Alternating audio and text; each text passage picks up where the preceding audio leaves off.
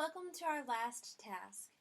This task will focus on the incredibly important role that self-reflection plays in the success of your problem-based learning plans.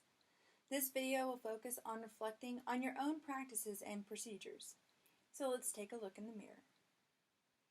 Being self-reflective is a critical part of the problem-based learning framework. I mentioned before that there is no such thing as a perfect lesson.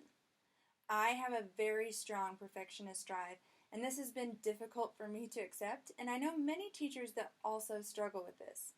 But regardless of how amazing we think our lesson plan is or how flawless the execution of it was, there are always things to improve upon, and we can only identify those things if we are reflective practitioners.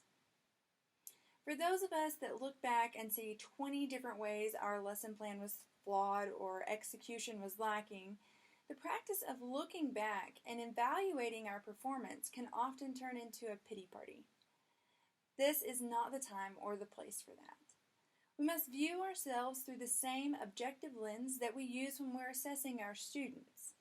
There is no need to be harder on yourself and get discouraged or swing the other way and assume that you don't have anything to worry about, that you probably are the most amazing teacher out there.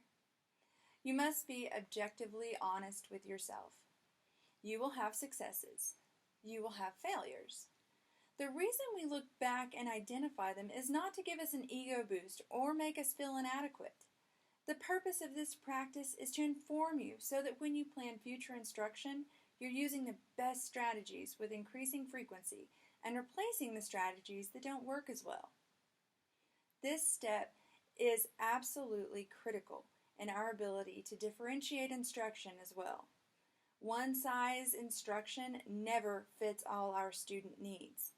This allows us to tailor instruction to a group of students, including the elements suited for the dynamics of a class, the abilities of each individual, scenarios and activities that increase engagement and produce significant student growth.